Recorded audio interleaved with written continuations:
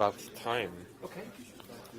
So, Let's just put yeah, the yeah. on and let's go. Okay. We can be a bit.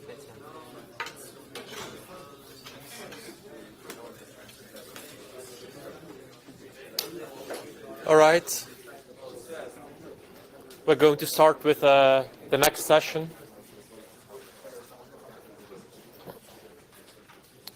So the next session is again a second panel for today. Just like the first panel, it's a bit of an experiment. It's the first time we run this. Well, now it's the second time. And this panel, we thought we'd set a few experienced LLVM developers in the front of the room, and they're up to answer all of your questions. Well, all of your questions that are at least somewhat related to LLVM or its development. So to start off, maybe can each of you do a small introduction where your experiences are? There you go. So hello, my name's Peter Smith. I'm working at Linaro at the moment. That's working primarily on LLD. So I'm mostly in the linker area, ELF type area. So please no complicated compiler questions for me. Hello, I am Jeroen Dobbelaere. I work for Synopsys. In the group that I work at, we work on a tool called ASIP Designer. And that's a tool that allows you to describe in a high-level language, a processor architecture. And from that tool, we produce the hardware, the simulations, the software tools, including the compiler. And I mainly work on the LLVM side there. Hi, everyone. My name is Nick Dezogne. I work on Android's LLVM team at Google. And I work on building the Linux kernel with Clang. I probably should also do a brief introduction for myself. So I'm Christoph Bales. I work for ARM. I've been working on compilers there for about 10 years, mainly on LLVM and LLVM-related projects. So I do have one or two questions prepared to get the panel started, but I really want to open the floor for the audience to ask questions. Otherwise, hopefully that will give the most interesting questions. So please do raise your hands if you've got any questions to ask. In the back. How's ASM there? So I'll repeat the question was about how is ASM Godoo? So ASM Godoo shipped in Clang 9. So if you need it, it's there. We actually put out an RFC for extending it. So this is the curious case of what does it mean for LLVM to extend a GNU C extension. So we actually have patches. There's actually like a constraint in GCC where if you try to use output variables, you can't. You get an error message in the front end. And there's definitely like ambiguous cases of like what happens if you have two ASM Godoo statements that jump to the same label, but then they have conflicting output constraints. Like one says put this output in one register and one says put it in a different register, right? And I suppose you can detect that and just error out when that's the case, and then still write assembly that isn't overly constrained like that and support that. So patches are out and they're under review currently, and there's still a lot of work that we're doing there. But Bill Wendling is driving that work. There's posts on LLVM dev for the RFC for that. And we'll probably have kernel patches soon that detect if your compiler supports that and then makes use of it. Cheers. So just a quick follow-up question on that, Nick. You said this is extending a GNU extension. That seems to be similar on topic for the previous panel also. How does LLVM and the GCC community work together? Do you have any insights for this specific one? I think this is something where we've picked up on like kind of the feature requests on it. And I think a lot of the pushback on the GCC side has been, this is not something that's easy to implement. Not necessarily that it's impossible, just that it's not easy. And there are lots of kind of edge cases and things that we can think of kind of thing. And I think if we were able to show that it is possible and come up with some test cases and try to work out and understand these edge cases like conflicting output constraints, we might be able to take this back to GCC developers and say like, hey, we have it working with some constraints kind of thing. And then there's an actual important code base that may use it kind of thing. And that may help drive prioritization to implement it as well kind of thing. I think a lot of different features, like it always requires someone to take a crack at implementing something initially and kind of work out the edge cases and find what's sharp. And then typically a second implementation to really work out interop between other things that the initial developers didn't think about. And then there's always a question of, well, is this a priority or not for me to implement, kind of thing. So there's definitely been like back and forth that I've had with GCC developers where I've said, hey, you know, as a developer trying to write portable code, it'd be great if I had has built in, right? We have has attribute, helps write kind of more portable C and C++ code. If I had has built in, that would help as well. GCC developers got back to me when they got around to implementing it saying, oh, we noticed the difference between GCC and Clang is, you know, we happen to expand macros then pass to has built in and Clang does not. Like, we think this is a bug. What do you think? I said, yes, this is absolutely a bug. I filed a bug, but you know, it's not my priority right now to go and fix that, kind of thing. So I think that's the tricky part too, is like, you know, if it's going to be like part of the explicit language standard, that sets a deadline of like, when should we have this implemented by? There was a question here in front. Oh, yeah. So I was wondering whether you can maybe tell something about, so when you have a patch for LLVM, so there's the system for with code ownership, but sometimes it's not very clear who is the owner of a certain piece of code, or who you need to review patch it, who you need to ask for reviewers, and how to go about finding the right people. And, yeah. So trying to repeat the question, if you've got a patch and you're looking for someone suitable to review the patch for you, it's unclear sometimes who you should ask. And there's a code owners file in the directory showing for different areas who the code owners are. But even then, sometimes it's unclear. And so on the code owners file itself, I think some of the code owners listed there, they're not very active in the project anymore. They used to be active.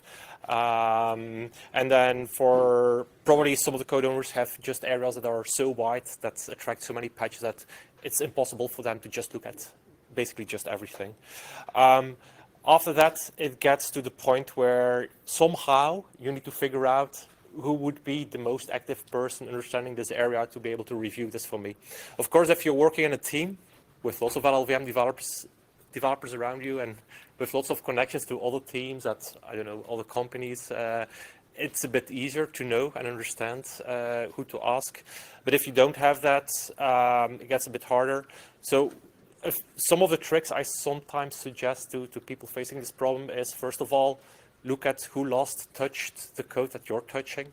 That person probably understands the code at least somewhat, and there's a chance they're still active in the code base. What's another suggestion? Look for anyone who gave a talk on in that topic in the recent years. Might also be a suggestion. Or look for who actually reviewed similar patches in the same area. If they did good reviews in the past, that's a good sign, probably good reviews in the future. And then, yes, probably just like in any project, there are some areas where it's just there are one or two experts, and maybe they started working on a different project and it gets hard. Not an awful lot to add to that. You're right, it is a bit diffuse, and it's not any formal policy on who can sign off, who cannot sign off. As far as I understand, I think anyone can sign off on someone else's code, but it has to be sort of in an area that you're known and familiar with, or it's kind of expected that you make that check. And say the standards across the code base vary quite wildly. Some of them have quite strong owners, some of them not so much. Quite often a good way to do things is just to look for areas where people have strong opinions. Certainly if you put a patch in somewhere where someone's got a strong opinion, it will probably get attention at that particular point. So often finding out who's the sort of person you're likely to upset if things go around that particular point. Sometimes also IRC is a good thing to go to. Say, hey, I've got this patch. Can somebody advise me who can look at that type of thing? So sometimes you might find going on the LLVM IRC channel and going and asking on there can often help. Anyone else? Anything to question in the back? Or, yeah, Nikolai? Something that happens to work is if your patch is not a minor thing, you just present it on the mailing list, and if someone happens to answer, add him as a reviewer. And Do you want to repeat that? Yeah. If you want to repeat that trick. Yeah, so this particular trick was if you post your patch to the mailing list and someone makes themselves a victim, then by all means add them to the thing. No good deed goes unpunished, I think, in that particular case. I will go for Nikolai. Because I actually had something to the doesn't go to thing. Okay. I don't know. And I had the one follow up on the review. Yeah. Okay, first the review one. You mentioned IRC. Now there's Discord as well, which is much more newcomer friendly. And you can ask over there, is anyone willing to review my patch? Okay, yeah, so the comment there was that there is also a Discord server. Is that actually on the LLVM mailing list of where to find that? I think It's on the home page on the left Oh, hand side. okay. We've got all links for IRC and Discord is also Okay, there. so yeah, so there's also a Discord server that's potentially more beginner friendly. And so on the trick of looking at who touched the code last, you can say like git log on the individual file or directory kind of thing, but not just the author, but if someone committed their patch with Arc, the command line utility, it'll typically say who reviewed the patch. So you can get the kind of list of reviewers who have reviewed people touching this file most recently. It's helpful. In fact, Fabricator will, when you put your patch on Fabricator, it will also come up with some suggestions already. I noticed. Let's first do the follow-up for good OSM. Yeah, so I'm kind of interested in certain, like in evolving LLVM, right? At the IR level, the ASM goto is represented as an instruction that's a call and a branch. Right. And so I care about AMD GPU, where interesting things happen with control flow. And one of the things that they were kind of thinking about is having target-specific intrinsics that can be called with this call branch instruction. Is that something that you think people have problems with? Is that something that there would be obstacles with in the current implementation? Just at the IR level, obviously the backend would have to do something. So the question was, could we build additional like higher level intrinsics on top of the call BR instruction that is used in the IR level to represent control flow? I can't think of anything. I think you'd probably help us work out more bugs in various transforms on call BR, because it's been like a minefield, and that's like part of the discussion in the LLVM community right now is kind of the overhead involved in adding new instructions to the IR. Tends to like, you have a lot of case statements in certain places where like the default branch is absolutely not what you want. And there's like, that happens all over the place. And so adding a new instruction, like a lot of things are broken and it takes a long time to find broken transforms. But I've paid a lot of blood into call BR. Like if you want to build on top of it, it's relatively stable kind of thing. About the community, a while ago, one of your top contributors, Rafael Lavida, left the project due to something you could mildly call political reasons. As I said, did this have a negative impact on the community? Did the atmosphere change? Do you notice that he's missing because he contributed so much? I can only give my personal view, and I didn't notice the difference. So Raphael was a big contributor to LLD, I guess. So I guess I know him from those particular ones. And yes, did the velocity of the LLD project?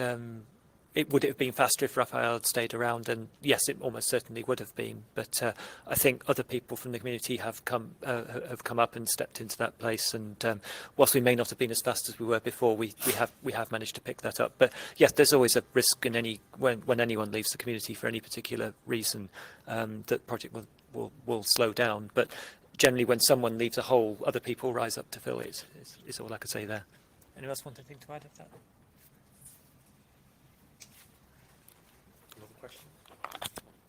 I'm not quite sure whether it's fully a question or sometimes also a statement, but I'm using LLVM in an open source project, and I found it extremely hard to deal with LLVM from the perspective that forbid me to like have a rendered version of LLVM, but LLVM APIs change so much, and we have 5 years of back branch support, and like it's a nightmare.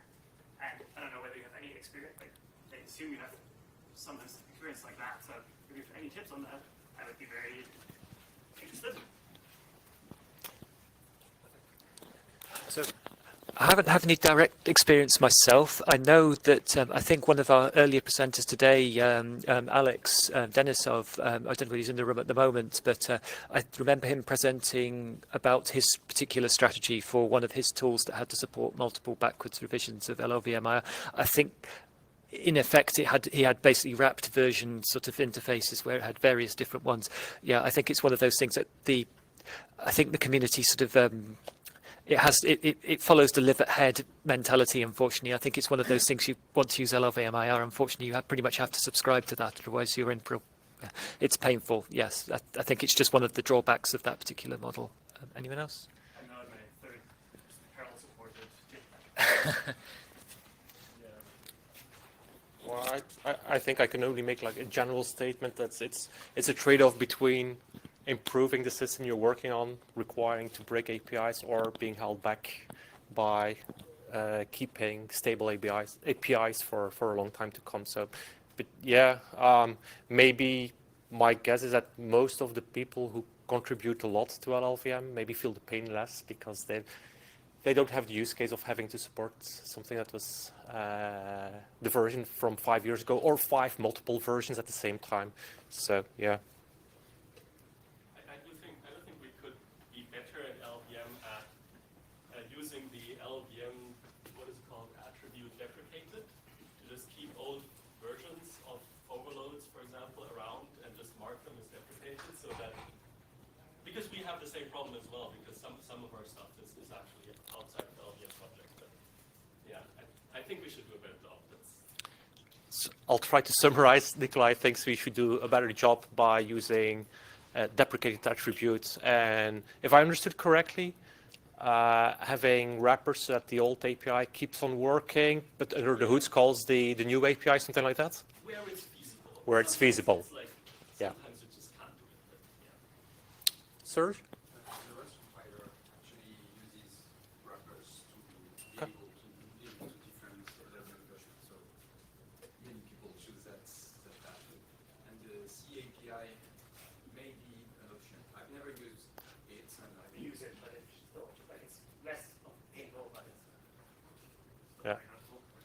To Serge remarks, the Rust project does use wrappers to have some API stability, and the C API is also mentioned. Apparently, it's less of a pain, but also sometimes you do see that the same problem popping up there. Question in the back? So one of the fun parts of using LLVM open source is that in order to actually run any code, you normally need some runtime libraries. Like most obviously libc, but also things like OpenCL has a massive pile of runtime libraries. And the LLVM project now has, I think, slightly rotted OpenCL runtime, but it also has beginnings of a libc. This is to indicate that LLVM is becoming a bit more open to having more runtimes. If so, I'd love to know roughly where the lines are here. So I've got a load of runtime libraries which I can distribute really easily if they're in tree, and otherwise it's a huge pain. No. So the question is, or I'll just try to rephrase. There's a number of, if you want to get any code running, you need runtime libraries. LLVM, for example, has OpenCL runtime libraries. There's a C runtime library project starting, and the question is, LLVM seems to be open to accepting more runtime libraries. You've got a bunch of runtime libraries, and you want to contribute all of them. Yes. How do you go about that? This is pretty much speculation on my part, but I think a lot of it depends on is there a large subset of the community that's interested in those particular ones. I think a libc obviously is of interest for quite a substantial portion of the community. although that does bring the drawback, there's a lot of different opinions on how to do said libc. But I certainly think if the various runtimes that you've got reach a significant amount of people, particularly some of the larger community members who can potentially throw more of their weight to actually get some of that through. So I think the answer is probably it depends. If something is considered useful by considerable amount of the members, I think it's worth a shot, I think. Anyone else? Clarify slightly there. Yeah. The libraries I have in mind are all architecture specific. So there'll be a keen interest of people who bought one genre of hardware and they're just at all to anyone else. So a LLVM which works for AR64 isn't of great value to x86 people. Isn't compiler RT's? Sorry, isn't compiler RT has separate like ISO-specific builds? It does. Right. So I'd assume it would follow a similar model to whatever compiler RT does. Have you talked to any of the compiler RT folks about this idea? I don't know who the compiler RT folks are. Well, git log compiler RT. Sorry. Yeah, I think maybe just one last remark on that is the only way to find out is actually have an RFC proposal and see what kind of answers you get. Try to explain your rationale for wanting to contribute. That's the best way to find out.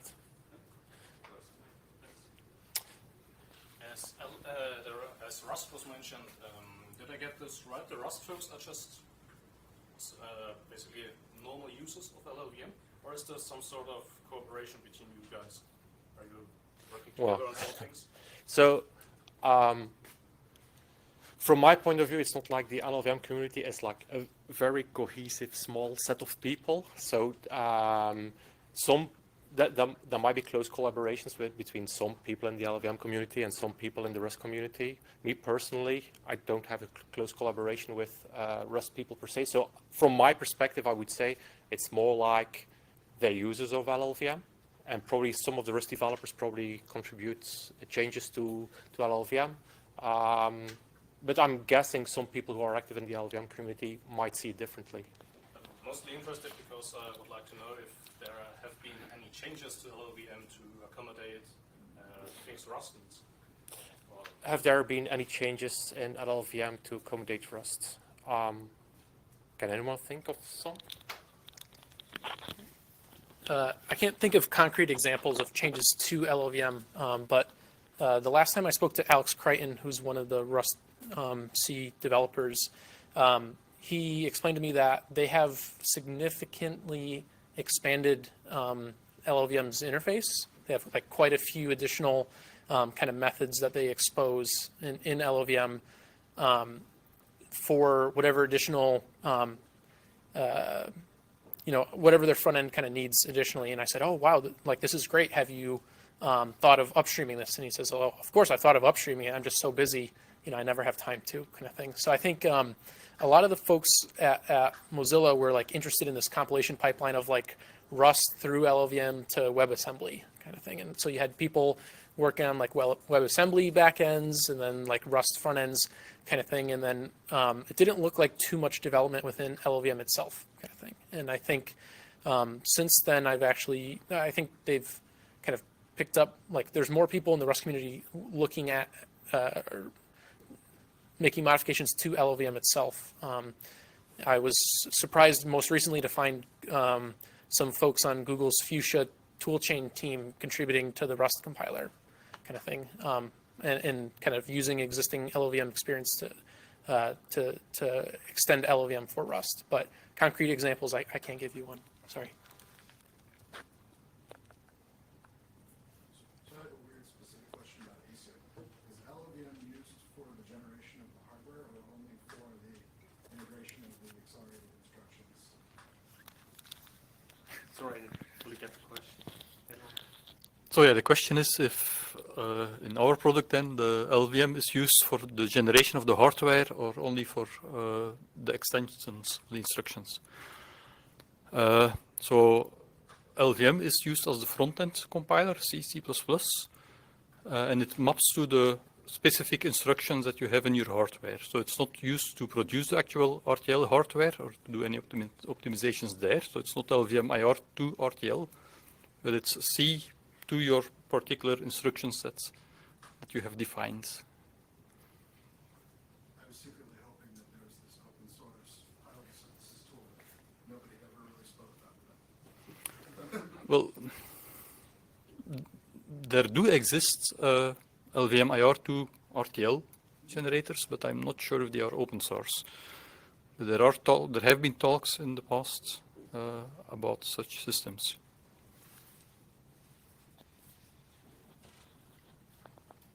Question? I'm sorry. I see that LLVM is able to compile code and then we can execute it as JIT. I mean, just entire compilation. And is it possible to optimize such code in runtime with profiling? I mean, when we execute precompiled bytecode when we compile this byte LLVM code, is it possible to optimize this code in runtime by profiling the paths which are executed? So the question is that you can use LLVM to compile code, but you can also use it to generate runtime code at runtime, so JIT. And the question is if you can use which paths are used more often, like I mean, like Java do some other JIT languages do. Yeah, so the question is if you can also use profile-guided optimizations for the JITting. In our tools, we also use LLVM as a JIT engine for the simulation. And we do make use of runtime information there. We are not using profile-guided optimizations, although if you can get the numbers, the probabilities, I'm sure you can also make use of the passes when doing JIT. Yeah. Just to that point, so I actually supervised a master thesis last year where we did that on the GPU, and it works. The main issue was actually getting the data back into the compiler. You can just use all the code that LLVM has for ahead of time profile instrumentation. You just need to mess with what the runtime does to store the data and get it back out. For GPU, it is easier. I think it's comparable to JIT, I think, in the graphics world. Because graphics is always some JIT compilation. Maybe one more example I'm thinking of is there's been a few presentations at the dev meetings from how Azul uses the LLVM JIT in their Java virtual machine, and there for sure they need runtime information to be able to optimize well. But exactly how much of that infrastructure is fully upstream versus part of their product, that remains a little bit unclear to me. But at least it shows it's possible. Maybe you don't have all of the necessary infrastructure in open source LLVM. I have heard about, for example, LLVM, which is used in Java for compilation with LLVM infrastructure, but it doesn't use LLVM features of profiling. It uses Java built-in. Okay. So I was wondering if it is possible with native LLVM features. Right. Well, as LLVM is mainly just a bunch of libraries, and in the main Clang you can do this. So once you can provide actual numbers of measuring the number of iterations on, then you can just include those libraries and you can get it done. But it's, of course, extra work. I have actually done this and it works. The problem is that the profile guided instruction emits force it to be done into files, the profile information. So you have to have these weird temp files, and there's a bunch of race conditions around multiple processes writing to the same file. except for you need to hack that out, and then it works.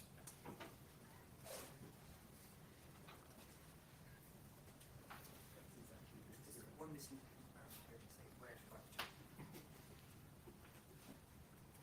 Any other questions?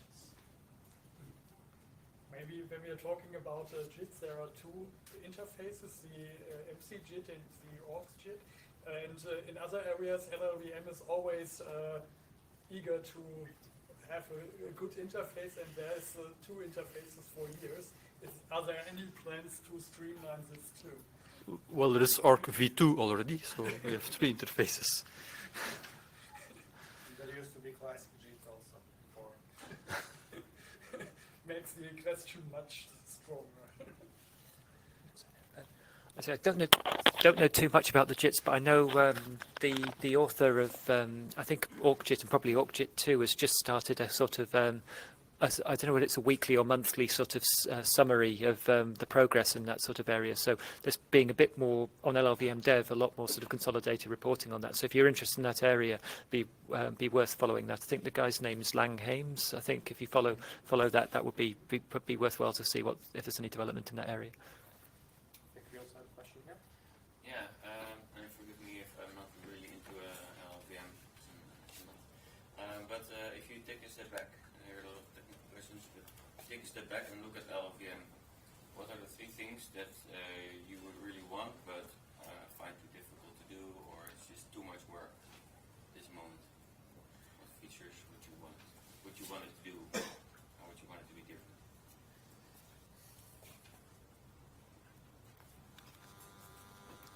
Does anybody want to go first?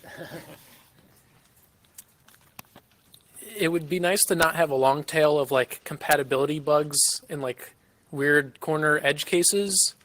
I find myself working on a lot of those. I would like to get back to just traditional compiler optimizations. Like inst combine is like a nice pure classical, I don't know.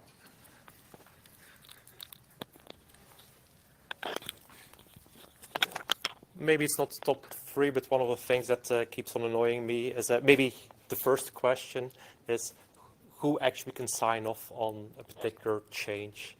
So with the most of the time, actually, I find it nice that there's more of this consensus-driven model towards having decisions, but at some point, some discussions just keep on going and going, and having no decision seems worse than having either option A or option B decided and move forward.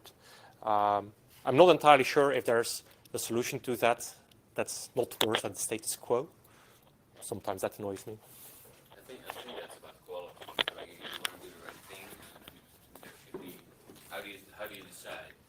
Yeah, I think there has been some move, at least from Chris Latner, to sort of maybe try and open this kind of worms for sort of saying, how do we come up as a community with a sort of decision-making procedure to try and break some of the deadlocks? And I say I fully welcome that. I think that's hopefully as a community we can come up with something that over several iterations we can all agree with. But I think I agree with Christoph that the majority of things that I want from the LLVM are more community-based than technical-based. I guess from a technical side, I would love that it didn't have a horrible experience for people with the default build options.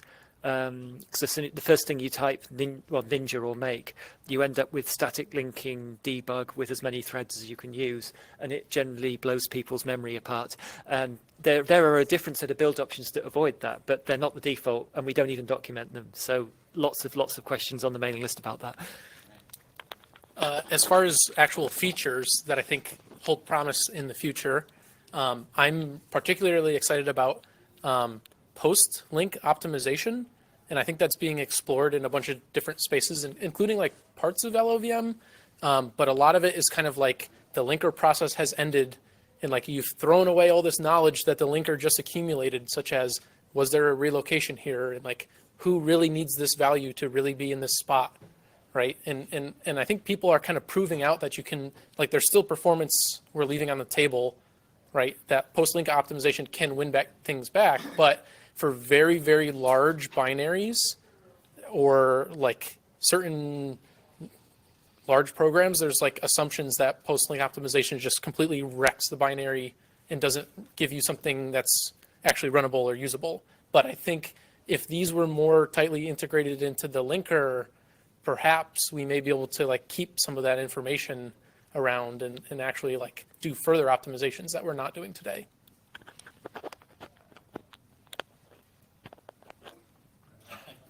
Two questions in a row. Yeah, just pick one. Speaking about the legacy pass manager, I've been in the legacy namespace for 5 years or something. And the new pass manager design is really cool. Legacy pass manager, any opinions?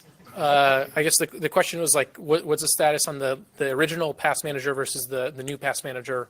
My understanding is that passes are slowly being ported over to the new pass manager. I don't know that there's any deadlines or plans, but do you have something to say about that? Yeah, so I don't know if anybody has been in the Linux kernel keynote that was this morning, where the speaker, I think, made the very interesting point that the Linux kernel successfully managed to evolve small changes at a time. And the whole legacy, like I agree that the new pass manager has a nice design, but I think it made the mistake of introducing something completely new, and then, you know, people just don't switch over. And the thing that I wanted to still kind of bring up is, I have the same feeling about MLIR. Like MLIR is something that is in some sense great, and it demonstrates that there is a desire to have an extensible IR. But I also want an extensible IR, but adding MLIR into our compiler pipeline gives me nightmares because our customers are already complaining that LLVM is too bloated. Having an MLIR to LLVM transition puts a barrier where you can't do pass reordering anymore. It blocks you. So I was just wondering how people feel about, we've seen people want an extensible IR. And there is understandable hesitation to expand LLVM IR itself. But I think if we think about carefully what we can do in small steps, then maybe we can get to a point where LLVM IR is as extensible as MLIR is. And I wonder if any of you has thought about that.